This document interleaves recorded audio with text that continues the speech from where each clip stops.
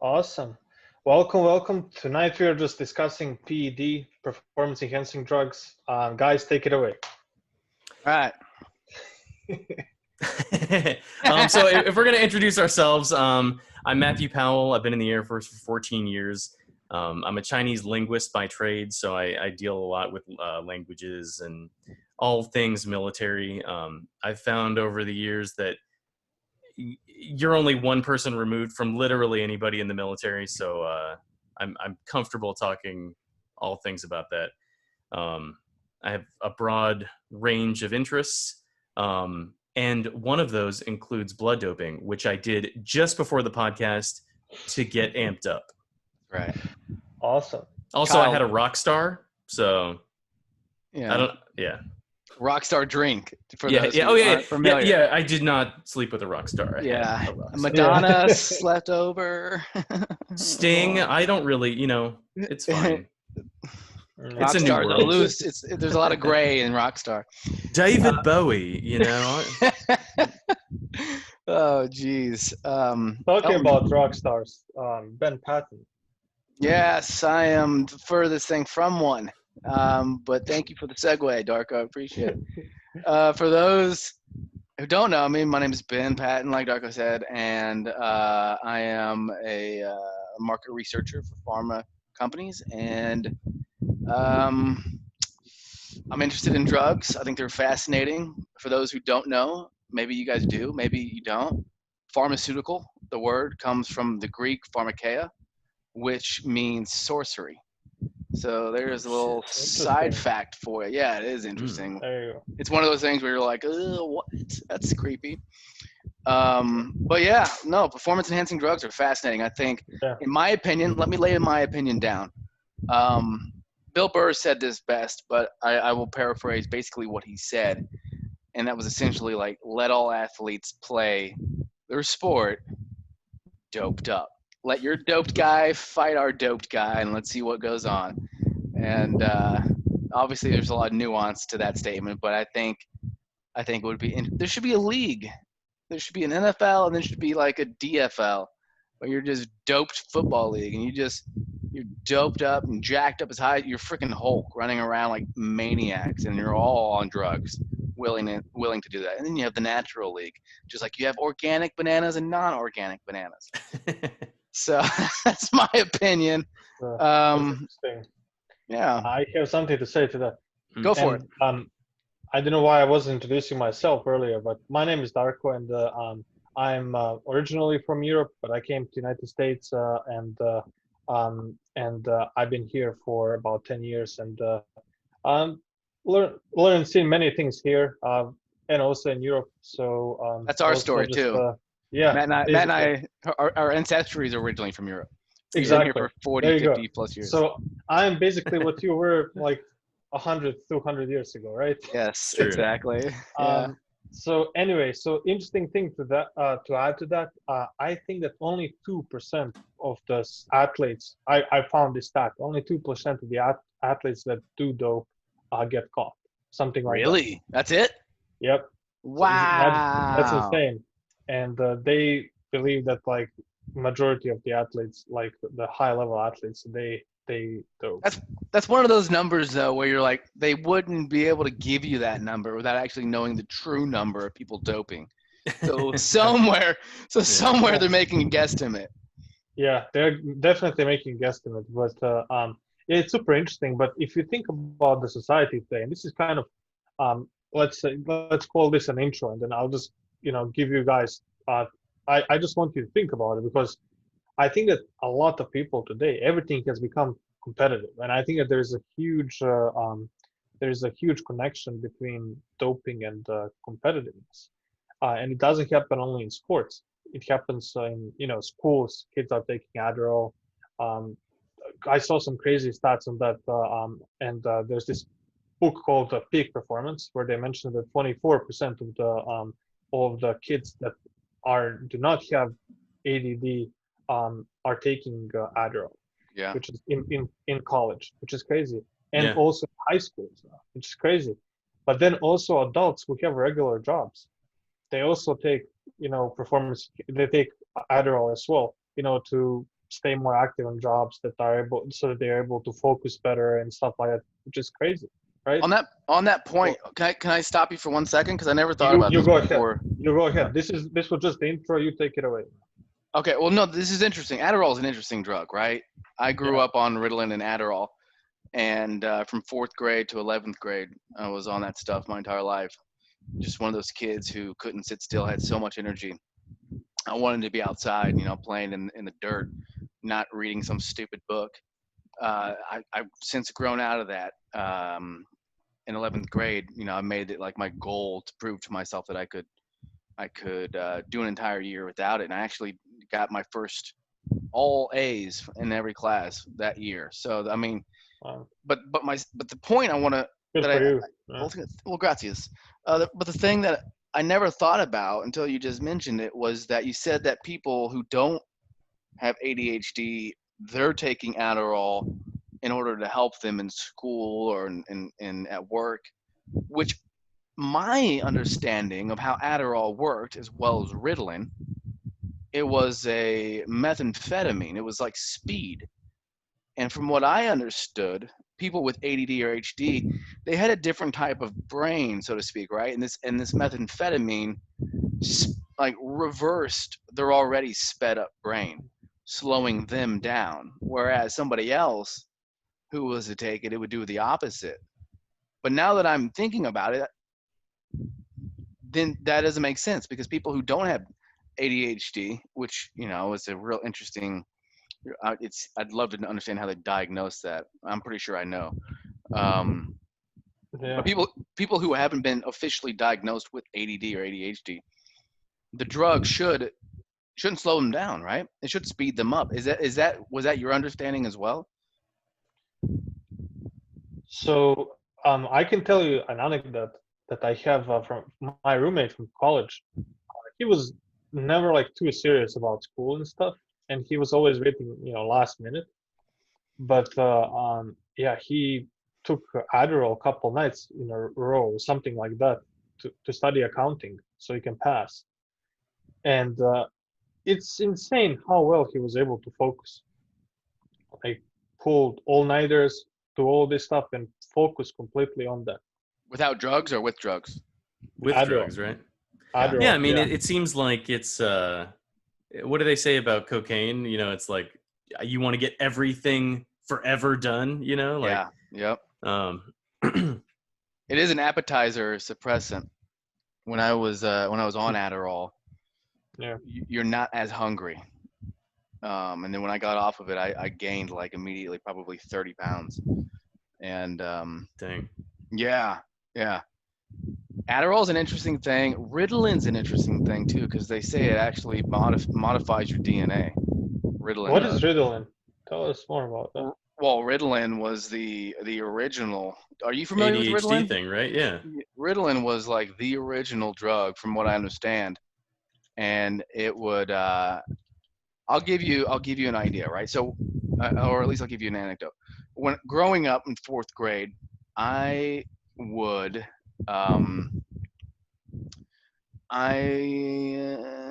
Sorry, the wife is calling me. I'm gonna text her real quick.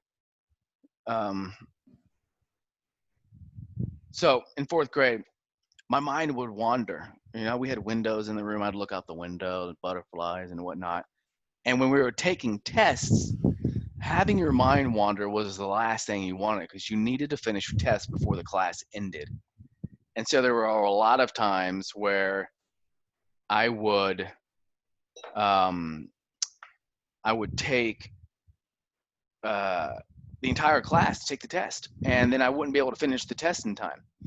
And then I would, if I'm going to be honest, I'd cry and I'd beat myself up, because I knew the material. I knew I could finish the test.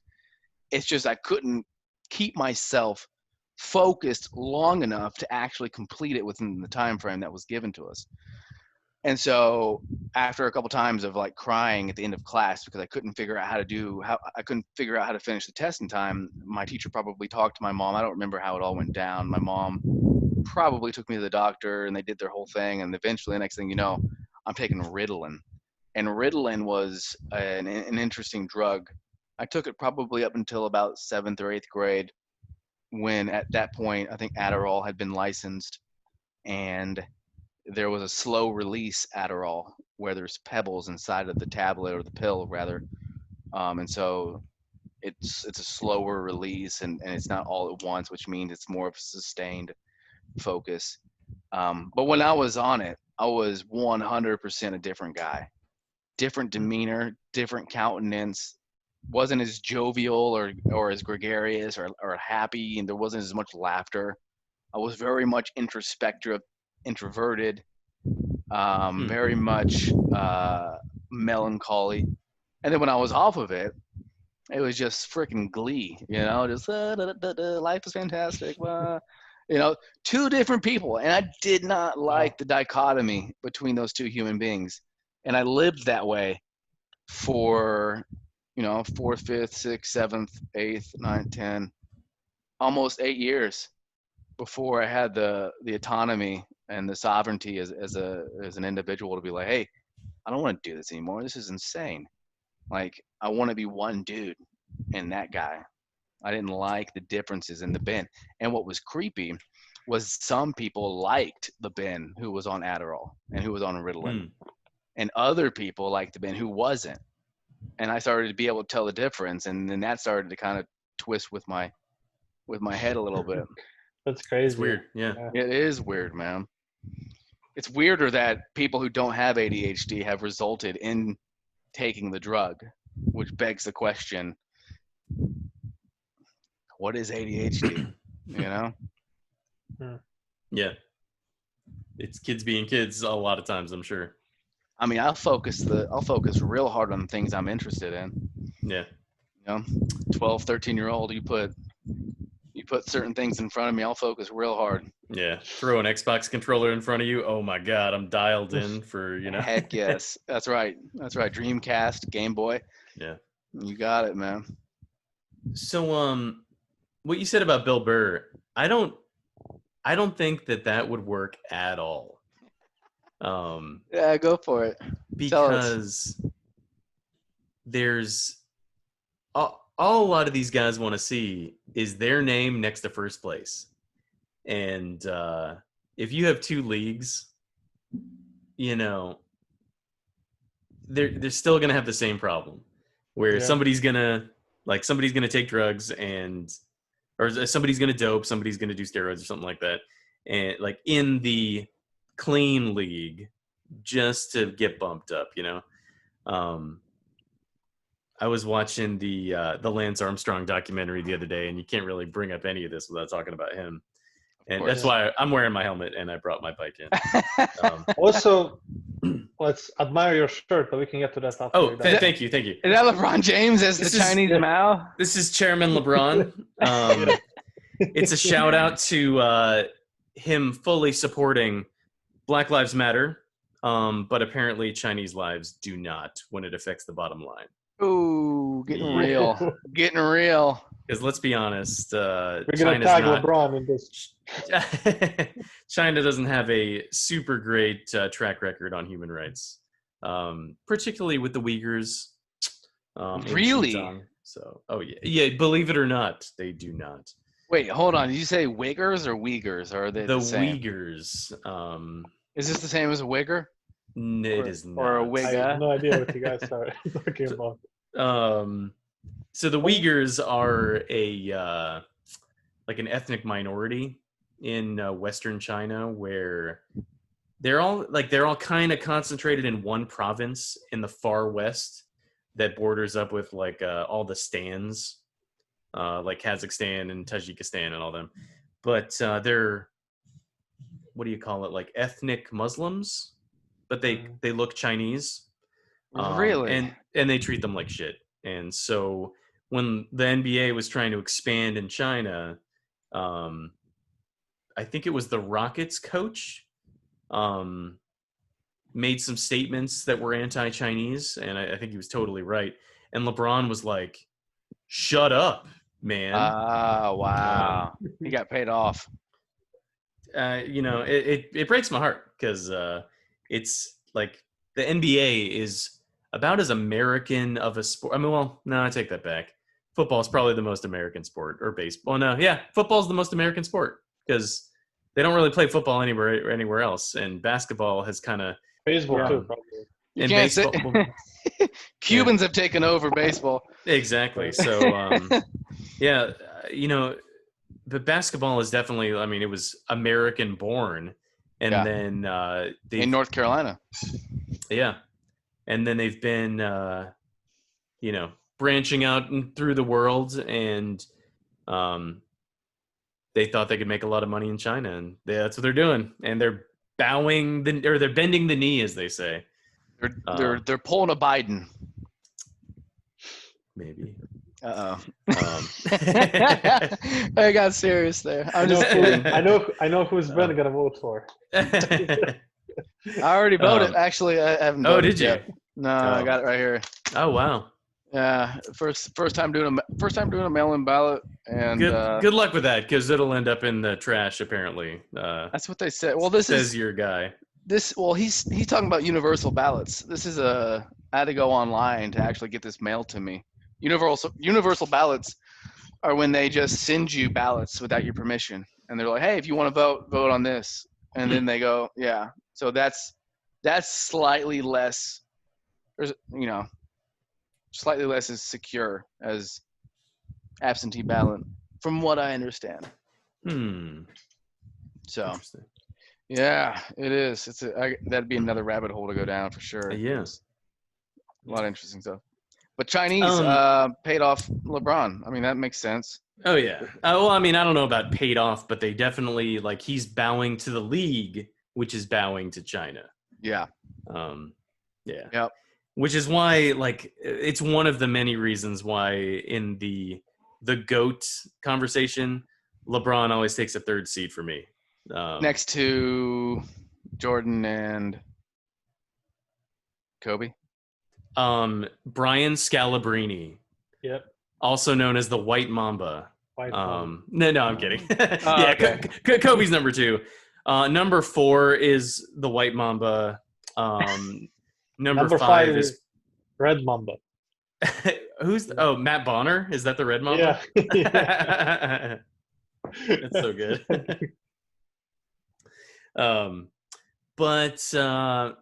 So I can't remember exactly what we were talking about, but China paying off LeBron. No, but before that, right before that, you were gonna get into. We were talking about ADHD and two different leagues. Armstrong. Yeah. So the 2 different leagues and Armstrong. So, just like with the Adderall thing, I mean, it's not like there could be 2 different, journalistic leagues or something like that. That'd be funny. These guys, they're so competitive, and they want their names. I think we all do. In some way or another, we want our names to go down in history as something. What's that quote?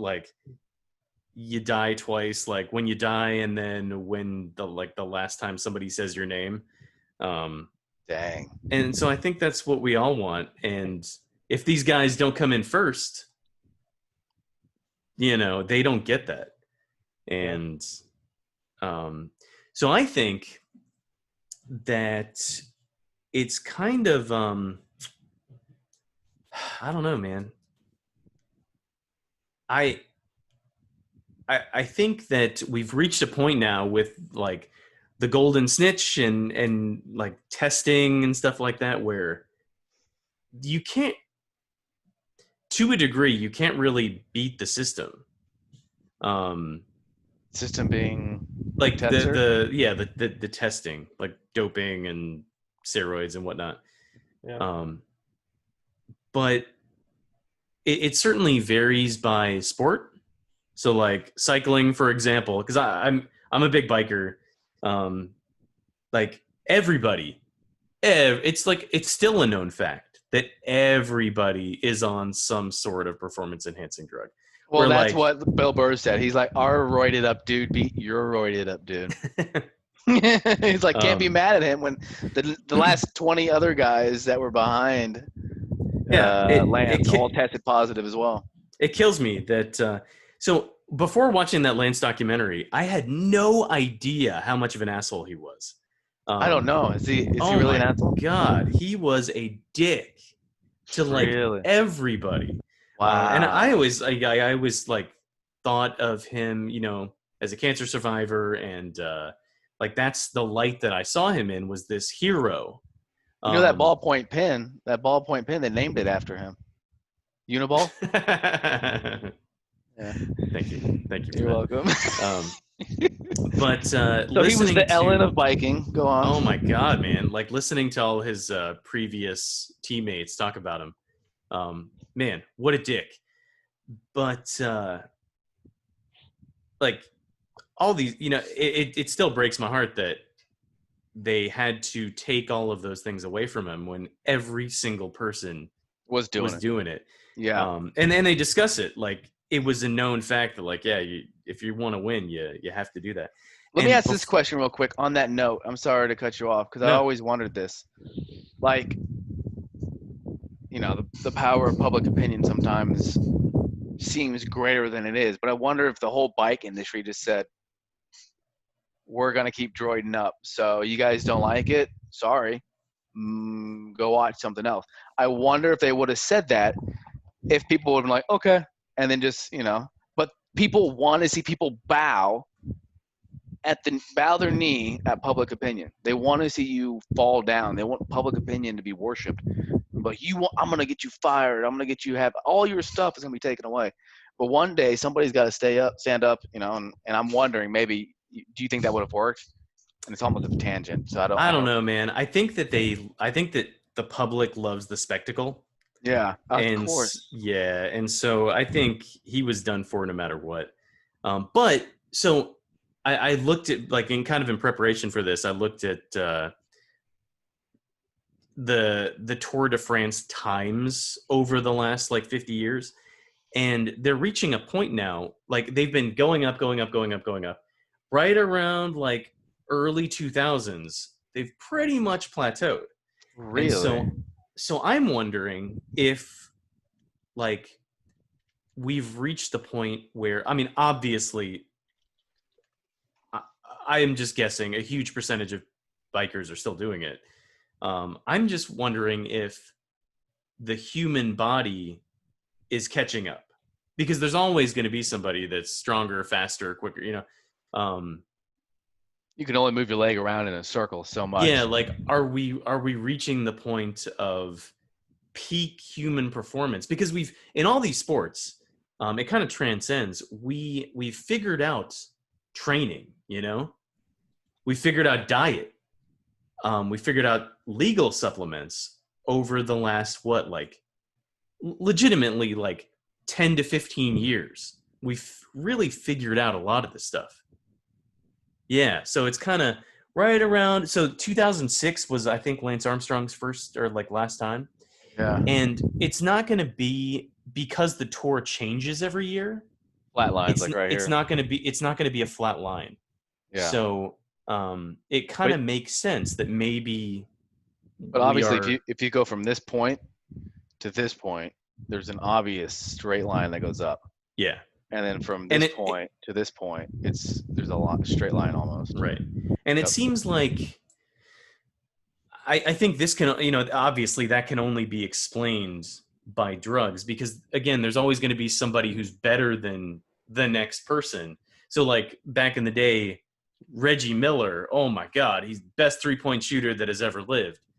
And then Ray Allen comes along, and then Steph comes along. There's always going to be that next person who just happens to be better.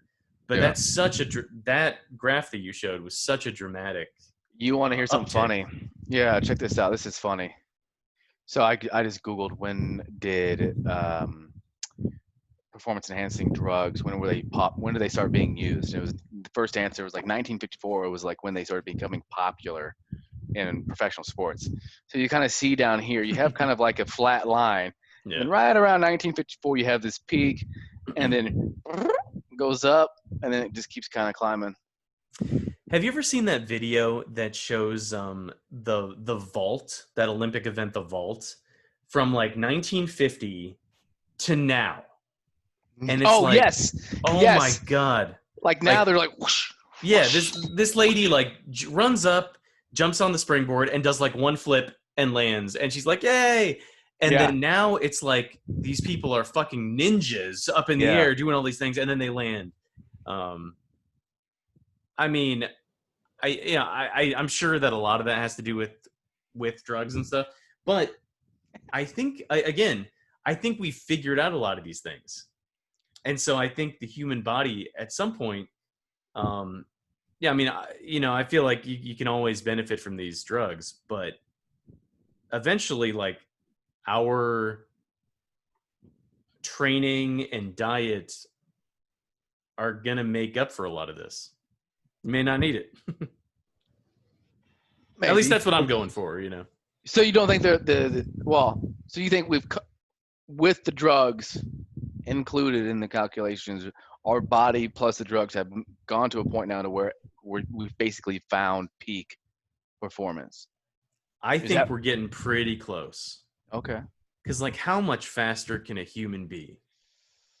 Like, yeah, that's true. You know what? I'd be interested to see Usain Bolt and how big of a difference. Because, dude, when you look at him, he had at least a second or two on everybody, which is like jaw-dropping. So the other thing with that graph that you showed, that it didn't factor in bike weight. Oh, so the bike weight's gone down. Way down. Yeah, well, I wonder. Dude, that's a great point, Matt. So I can't remember the year that they showed it, but mechanical doping, right? Yeah, right. So some winner won the race on like a 20-pound bike. Damn. And then the guy who won last year won it on a sub 15-pound bike. It makes a huge difference when you're at that level. Well, dude, it's like we're talking NASCAR type of. Yeah, it's a power to weight ratio, and 5 pounds, shit, a gram makes a difference over the long haul. You see that video of the biker who was going? He was like behind 6 or 7 guys, and instead of pedaling, he laid horizontally on his seat. Yeah. And just let aerodynamics take him away, and he flew past everybody. That's super cool. So that's a single speed that he was riding against all these guys with geared bikes, and shit's amazing, man. It's amazing how fast you can go just putting your hand. Oh, where am I? Yeah, just putting your hands in those little drops right there. It's an amazing difference. Yeah. With air resistance.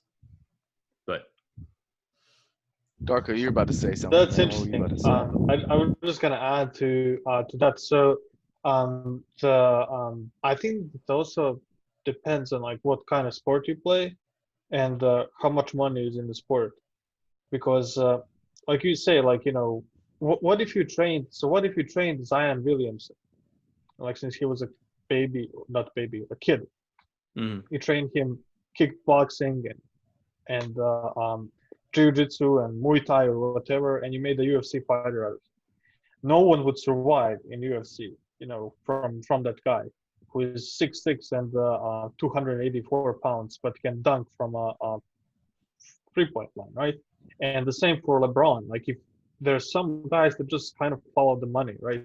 Like, they focus on basketball, they focus on, football and these sports.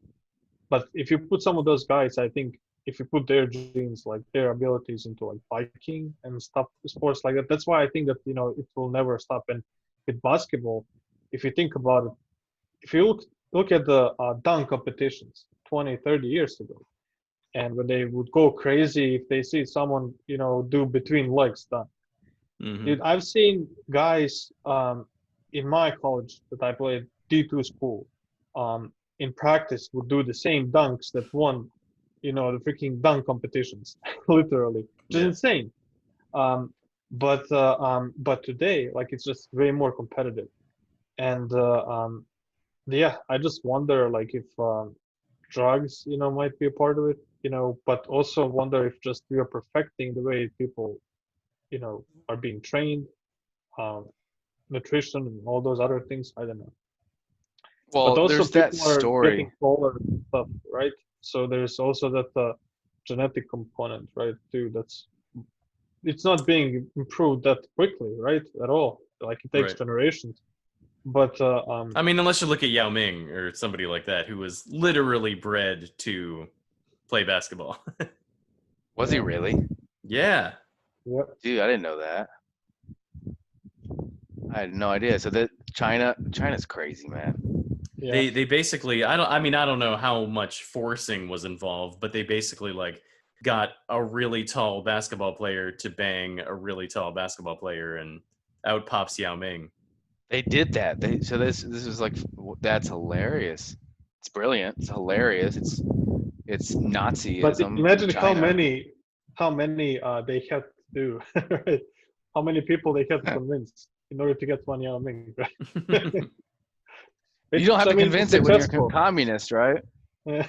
I don't know. Like I have a feeling that there was probably I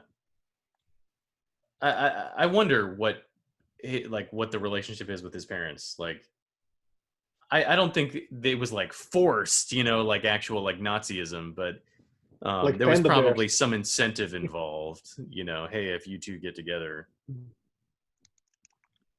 Oh, that's interesting. Yeah. Matt, so that kind of brings me also to another topic. So do you believe that there is such thing as mechanical doping? Like, have you heard about those fly wire shoes, those Nikes that allow those marathon runners to win? Like you know that guy that ran under 2 hours. He ran a marathon under 2 hours, That's and ridiculous. all of the best times recently Mhm. um, were from people that wore those shoes. So are And you they have talking a about like carbon plate inside of the sole, and what's happening, like it gives them a resistance so that they don't exert as much energy, and over 2 hours you can see the difference. It gives you couple percent, right? I mean that I advantage. feel like I'd put that in the same category as like Sammy Sosa using cork bats or something like that. Like Yeah, I feel like those kind of things should be tested for, or they don't give yeah, a shit. Or but maybe yeah. like your shoe has to be a certain weight. Oh my gosh. That's amazing. Look That's amazing. at this is ridiculous. This is one of the I've seen this dude before. This guy here. Dude. Yeah, All right, I need to take Yeah. this off. I need to represent my bald brother right here. There you go. Jeez. Come That on, is amazing. dude. That's remarkable, man. And the fact that he's gloating while he's getting ready to cross the line is like but that's what I'm insane. talking about. He's like 6'5", right? Yeah. Like What's the he's other average of tall. the heights of the other guys? You think like They're 6'2"? not 6'5". Like he has a much slower start than anyone else. Kind of he doesn't have as quick of a start, but once he gains the speed, they were saying that you cannot reach the speeds that he would reach. Like they were saying that you would tore your quad muscles at those speeds Because because his it would be legs are spreading further, like those 4 or 5 inches. there's just so much force, Yep. right? Yeah. And he still like broke all those records and stuff, and like he just shut them up, which is crazy. Let me just share this one more time and let's just zoom into what this guy's thinking over here. That's Oh man. He's like, He's oh like, man, I that's ain't a gonna meme win. right there. That's a I meme know, right dude. there. And look at freaking God. you saying. He's just like, Celebrating. dude. I mean, What a beast, man. look at the difference. But those guys are not that far away. They're like 0.05 seconds, Mhm. away. Like, so But the it's fact that crazy. he led the pack that much is Yeah, that's insane. insane. I mean, it's the difference between him and second place is nearly Yeah. the difference between second place and last place, Yeah. which is just wow. Wow, wow, wow. Wow, wow, wow. What did they say on ESPN when the guy got fired? He started talking about that fast twitch muscle. And then I don't remember that at all. So it was another Bill Burr joke, but he's talking about how on ESPN Bill Burr just wants to address the fact. He's like, look, guys, can't we just point out what we're looking at here? All the brown dudes who come from Jamaica seem to be running a lot quicker. Maybe they have some type of fast twitch muscle. And Bill Burr is saying the other two like announcers that were next to him started slowly like getting out of the screen because they knew where this was going and they didn't want any of it. Oh my god. Who I knows? remember watching one. I remember watching one thing live, and somebody ended up getting fired from, and it was when they were talking about that Robert Griffin the third guy. What they said. And so they were talking about how he had a white wife or a white girlfriend or something like that. And the one guy goes, "Is he a brother or is he a cornball brother?" And Stephen A. Smith just goes, and then he stops and he's like, I'm very uncomfortable where this conversation just went. And then like the next day the guy was fired. Yeah, that's Call into question somebody's blackness, you know? well, was the guy white? No, the guy was black, but that almost makes it worse. I don't know. I would definitely think it's worse if a white guy was to say it. I guess so. Then everybody would yell out blatant racism, even though the white guy would think he's probably pandering. Yeah. But the black guy, that's the tough thing about being, As a black man, I agree with you. As a black guy, everybody sees us as a monolith, and we're a dynamic group of individuals made up of thousands of opinions. Do you all watch? Have you all watched that show Lovecraft Country at all? No, dude, that sounds like something on HGTV. So this is super off topic, but it's a show on HBO Max, and it's based on a book, but it's kind of like the movie Mississippi Burning, like super terrible race relations mixed with monsters and stuff from H.P. Lovecraft's books. And anyway, there's this one episode, I think it's episode 8, where this woman, spoiler alert, but this woman is able to go back in time, and she's able to be anyone she wants to be. Wow. And she's able to name herself whatever she wants, and then she is that person. Ooh. And I could kind of put myself in her shoes, and I was like, man, that is super empowering. Especially this one scene with her husband where she goes back and names herself, and but like in the past, and names herself her husband's wife, and it goes over how she feels about being somebody's wife. And anyway, I was talking to my coworker who's a black woman, and I was just like, she watched it too, and she didn't like it. And I was like, listen, as a black woman, I felt very empowered by that. And she was just like, dude, stop, please. Yeah, there's I don't know why I'm freaking on the Bill Burr thing tonight, man, but there's another joke where he says basically if a time travel machine was created, it'd be phenomenal. No, it was Louis C.K. who said it. He's like, if you're white, you can go to any time in history you want. But if you're black, you're better off just going past the 60s, to today. Yeah. Yeah. So, man. Again, off topic, but so before I moved to Hawaii, one of the last things I did in Maryland was to go see a Louis C.K. concert. And did you really? Yeah, and it was awesome. He was so good. He's good, man. He's perfect. Yeah. But there's this guy named Kyle Dunnigan who Kyle's good too, man. Kyle's so phenomenal. So when Louis C.K. was basically blacklisted, and then he tried to come back, he had this great impersonation of Louis C.K. where he says, it's his first stand-up coming back, and he stands up and gets in front of the audience and he goes, "Oh man, I just flew in, and boy, are my arms tired from jerking off in front of everybody." Totally took a left turn. Yeah. Do you follow Kyle on Instagram? I do. It is okay. Did you see that little short film that he came out with not too long ago? No, the last one I saw was when he was Elon Musk inviting Pete Davidson to a party on the moon or something. Yeah. It was wonderful. Yeah, he came out with this probably 10, 13-minute little video. And I'm trying to remember what it was about. But dude, it was freaking priceless. He's a funny dude. Yeah. His impressions are always spot on. And he's got some funny ones. He's got like this one where he's like a dad who's kind of like a hip, effeminate dad. So funny, man. Darko, do you know who this guy is? No, I might have seen it. I just know it by It's name. pretty good. I love I'll have to comedy, show it to so you. definitely Yeah. have to check it out. Yeah, you'd have to see some of them. He's got some really good Trump ones. They're all like super terrible face swaps. Oh yeah, like it's obviously not true. Yeah. Oh man, I can't find the video he did, but So getting back to performance enhancing drugs, what I kind of we always seem to come back to this. Drugs that enhance your life. So obviously in the military, I can't do mushrooms.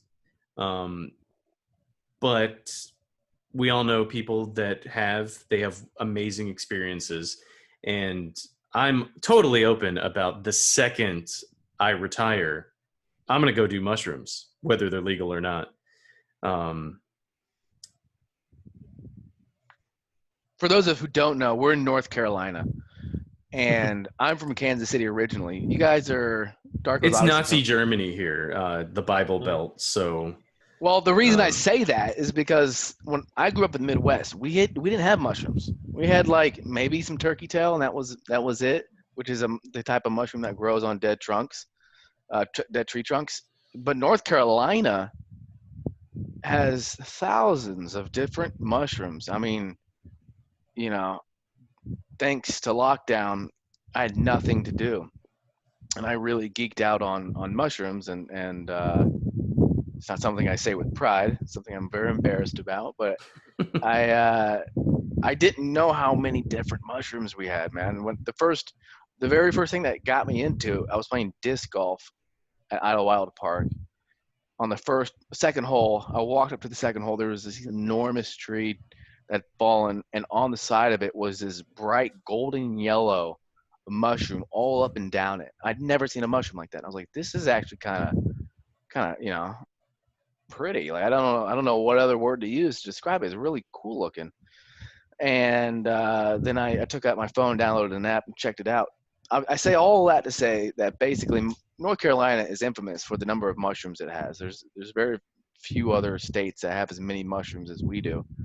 And one of the mushrooms that we have that others don't are two psychedelics. One of them called Amanita muscaria, which is the Mario Brothers mushroom, which is the red and white cap that everybody's familiar with, that grow in coniferous forests. And then you have another mushroom called the psilocybin cubensis, which is actually they're doing clinical trials on, which is the magic mushroom that everybody knows, that everybody's familiar with. And that's the one that gives you those psychedelic hallucinations that Darko loves going on. It's I always got to be careful how I frame this or like how much I say, but the most conservative people I have ever met who are like Christians, they believe in God. Not only that, they believe in Jesus, and then they had a mushroom experience and it absolutely changed their entire lives. Really?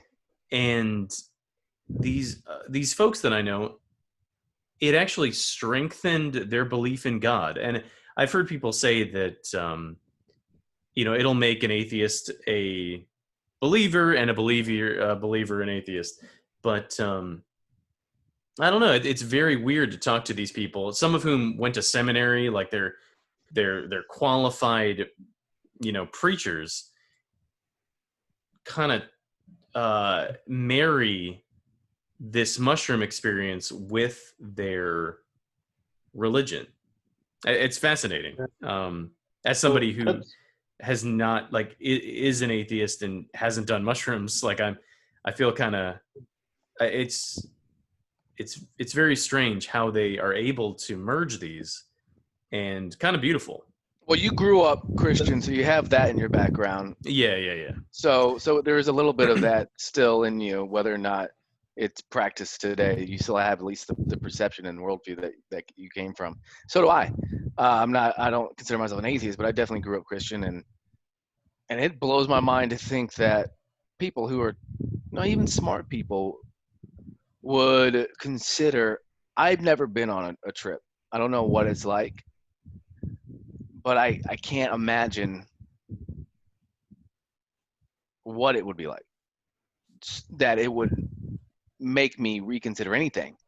Yeah. Because in my head, I'm like, guys, obviously there's a chemical reaction going on. You're ingesting something which is being broken down by your stomach, and those chemicals are going through your blood system, crossing over the blood-brain barrier and interacting with your brain and your neurons. So it's obviously a chemical phenomenon. Right. It's not a spiritual phenomenon. So that's how I see it. And so it makes me kind of like question some of these people's intelligence who think that, and maybe I don't know what the trip is really like. Maybe it's a lot different than what I think it might be like.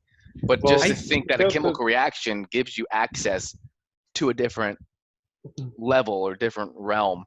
Yeah. What some people here's say, what right? I think about it. And so I'm not conservative. I think that I'm pretty centralized myself. And here's a view that's not conservative at all that I have on drugs. The ones that really like marijuana. I never tried marijuana. Never tried mushrooms. Um, there's a big reason for it. One of the big reasons is what I've heard, Matt. Exactly what you said. People that are believers, that are conservative, they get closer to God. Like I've read stories. I read stories about this one girl that was taking, she was doing drugs. She was doing mushroom. Gosh, she was doing marijuana first. Then she tried and she got closer to God, and she continued doing it because of that. And then she took spike marijuana once, and she got even closer to God. So What was she it all of a spiked sudden with? started meth, and Oh, she started that'll do it. smoking. Yeah, so but she didn't want to try it again, but she just got so close to God, and then all of a sudden she started doing heroin, because that got her even closer to God. It's just and I think that one thing that I want to be that I'm careful about is, first, I think that all of that is within your head. Like, it's just chemicals being mixed differently in your head, and it's happening because of these drugs. It's I not, agree. there's no connection between people or whatever. It doesn't connect you to anyone else. That's my opinion. I'm not saying that it's not possible, but Yeah. I'm not convinced that it is right at this point. And another thing, like, I also think that it brings you to another world. It gives you another level. So you're on another level, because one thing that drugs do, they release an enormous amount of dopamine in your brain, right? Like, you are not going to experience that, amount of dopamine in your brain by eating a candy or doing anything else, right? That you're on the next level, and you're just going to look after that, feeling in the future. People say, "Oh, it's not addictive to smoke marijuana." It's not. What does it mean to be addicted, right? I it's just a feeling that you're going after, right? That you felt before, and you just want to experience it again and again. And Yeah. I don't know. That's just my opinion. That's why I'm being very careful about this type of stuff. Right. Well, Darko, I agree I with you.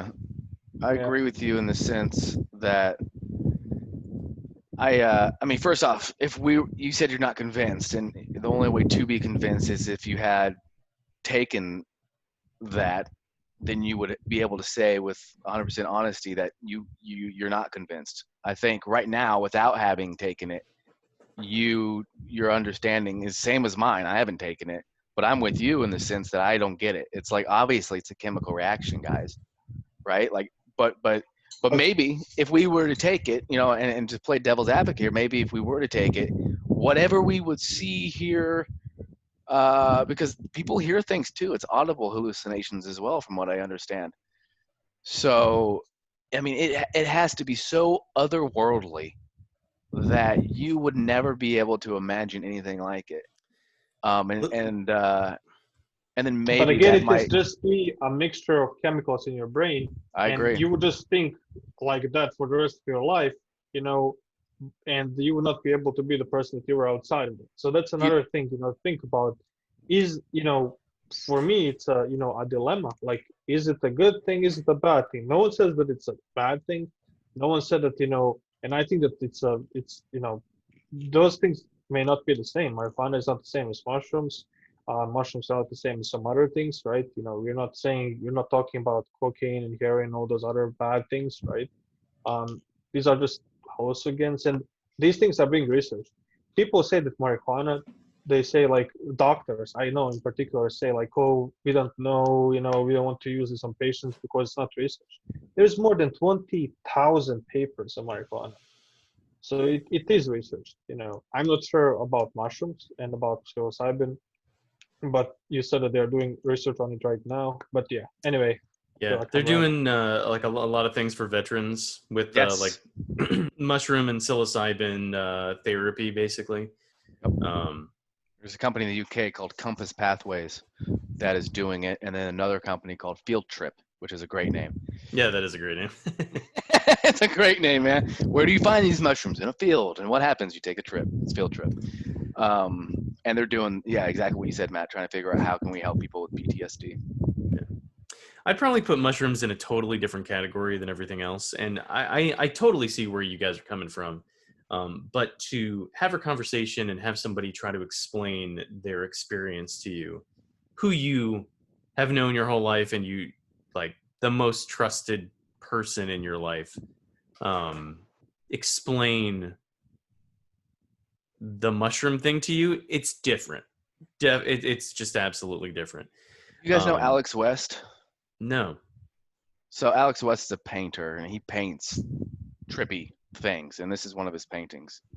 I don't know if you've seen some of his stuff. Oh, I have seen this guy. Yeah. Yeah, he's got a lot of crazy paintings, but if you're talking about psychedelic painters, he's the top guy. Yeah.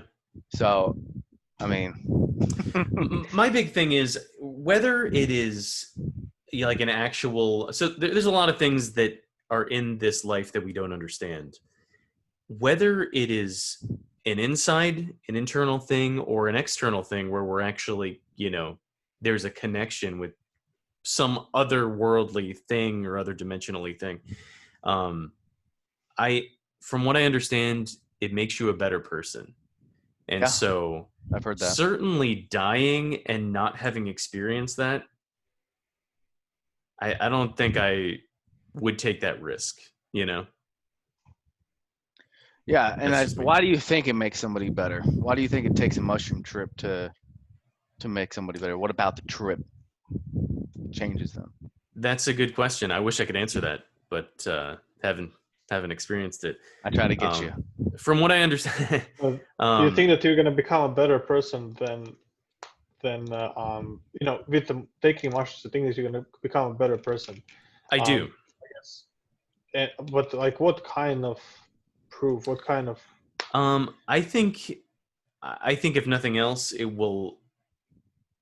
From what I understand, it will highlight the things that I am lacking in.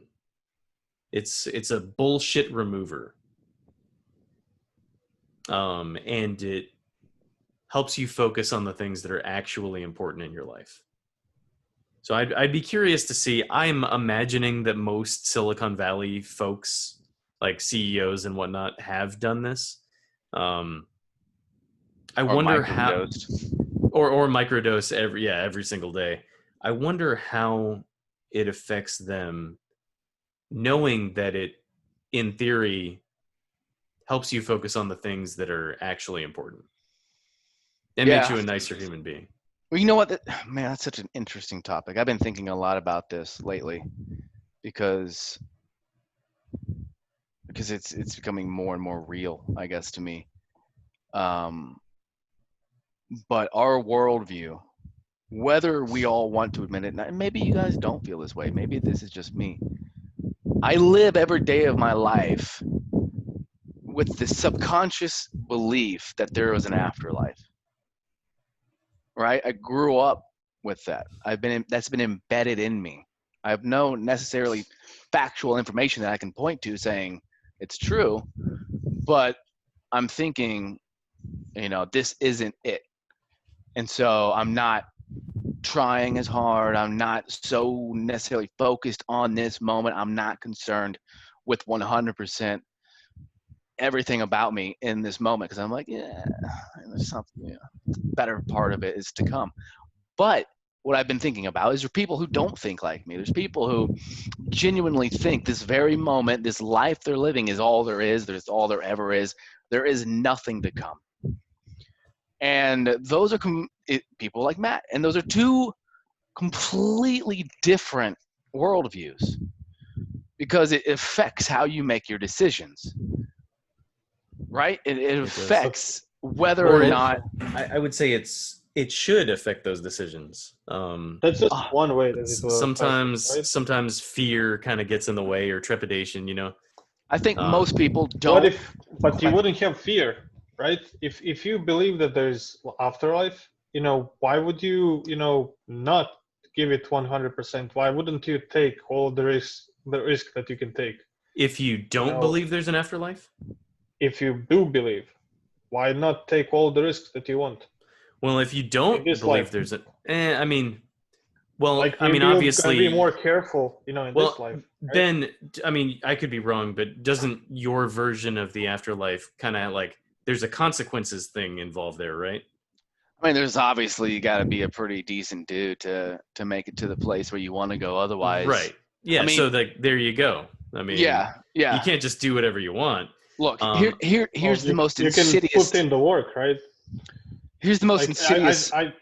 That's what I got from Ben. Like you're just relaxed. You don't need to put in, what 100%. Even though I think that Ben puts 100% into what he's doing. I wish I did. I wish I had Matt's worldview.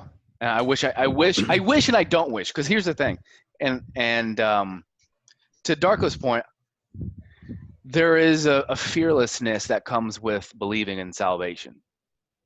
And I think that piece of it is what's beautiful. However, if I am to play truly the devil's advocate here, if we were to consider for a moment, and this is hard for some people to consider alternative worldviews because it can start to really, boop with their reality. It can start to screw with their head and rock their foundation. But if you were to consider for a moment the actual story of salvation and afterlife and all that stuff was not true, then the insidiousness of that belief and its effect on people and the deterioration of their potential, right? For people who don't think this life matters, they don't put all of their effort into things. They don't put 100, because why put all your time and energy into something when you're going to die and you're going to leave everything on this earth and you're going to go where God is and where peace and salvation is, which that part of it's beautiful. But if it's not true, then imagine how much potential is being destroyed out of people's lives. And I think that piece of it is where you have the clash of worldviews from a political standpoint when it comes to people who really want, religion to be pulled away from, civilization and out of government, because they truly think that there is no afterlife, and they feel like it's destroying people's potential. But it's a big concern of mine. I think about that a lot. It's one of those thoughts, I think, man. I've had people ask me like, well, it's, believing in God is fire insurance. Why wouldn't you? And like, that's why, because there's a danger there. And you, like you said it yourself, like there is a potential danger there to not live this life to its fullest. And what's crappy for me is like, as someone who thinks that this is it, I'm very aware of when I am not taking the leap, and trying to make this life worth it, as big and great as I can.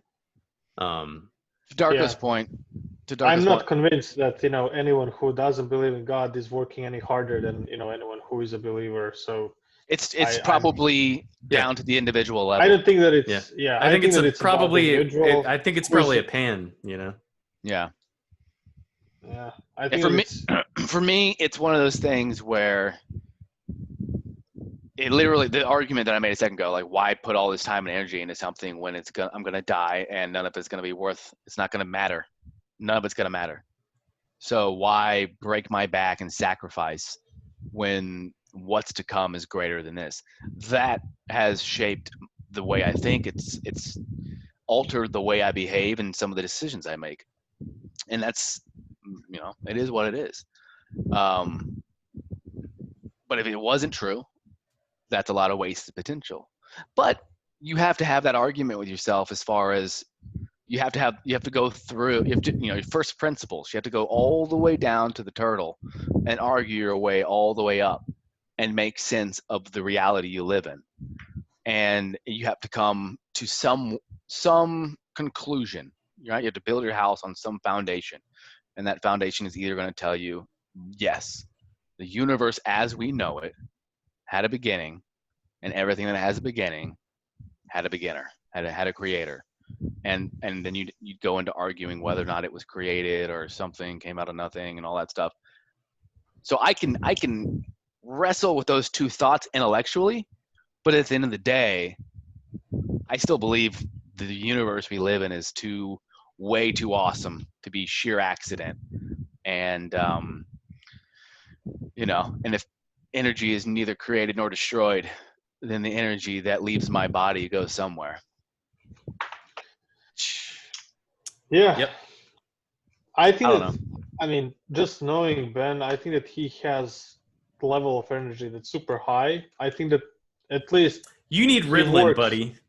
I do, man. Yeah.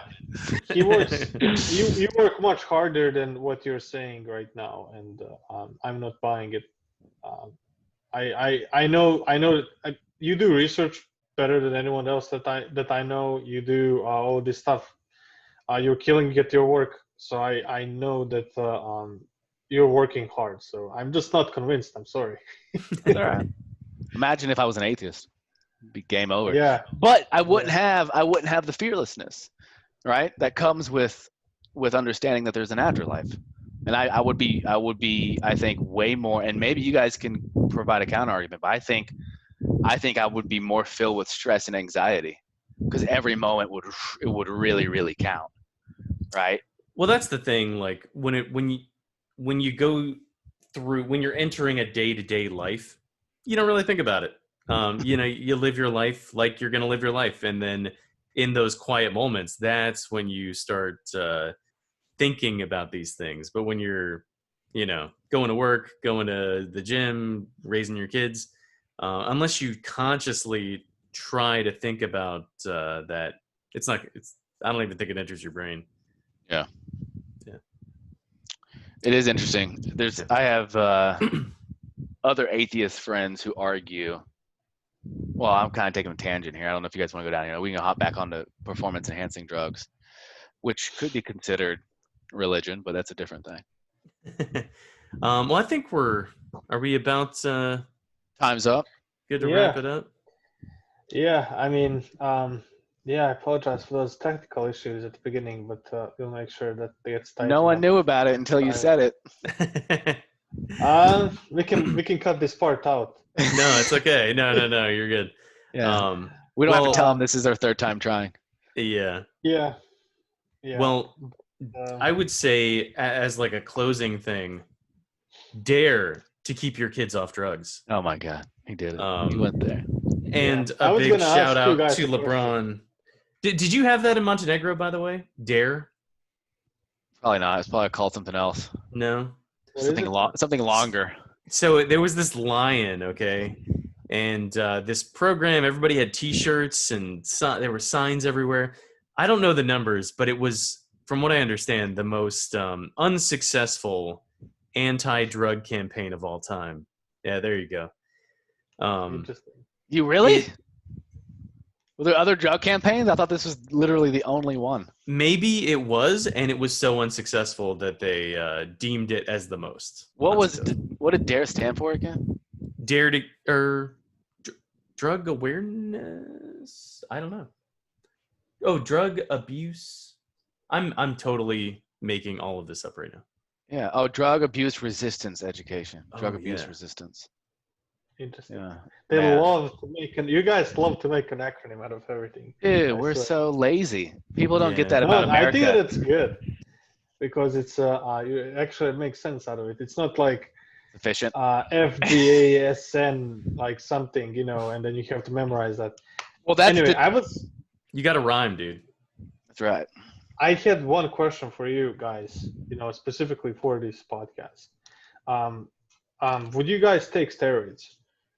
Like, if you had an option right now to take them legally, would you take steroids? So, no, but the second I am able to take TRT, I'm gonna take TRT.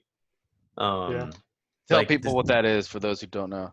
So it's testosterone replacement therapy. So eventually you're gonna reach an age. I'm 37. Why can't you take it now? I don't know. I mean, obviously I have enough testosterone. There we But go. eventually you reach an age where your testosterone levels naturally go down. Yeah. You take testosterone to supplement it, and your energy levels and muscle building ability and everything else essentially stays the same until you stop taking it. And so I see it as a pretty solid longevity solution until they cure aging, basically. I will take that the day I qualify for it. And I don't know if I don't now, but I don't know. I think when I'm feeling shitty at some point, I'll start taking it. So you don't feel shitty now? I don't feel shitty now. I'm at the top of my game. Boy. Yeah. Boy. It's that bike riding, dude. I know, man. Bike riding. What about you, Ben? I'm already taking it. It's Oh, phenomenal. yeah. I can tell, actually. Yeah. No, would I take steroids? Probably not, man. I think I would take if steroids came with no side effects and it made me. If the point of taking steroids was just to get jacked, I don't really care to be big. Yeah. I'd like to be lean and cut, and just have sinew. Yeah. You know? That's what steroids do. If that's what it does, then maybe I should take it. But to Matt's point, I think that TRT seems like something that just is for those who don't have the luxury of understanding what testosterone does to you. It is an amazing chemical. So that's exactly. I would take it. As soon as I would see my levels go down, like steroids or TRT, whatever is the better option. And so that's as you age, that's one of the things that is the main. When was this person born?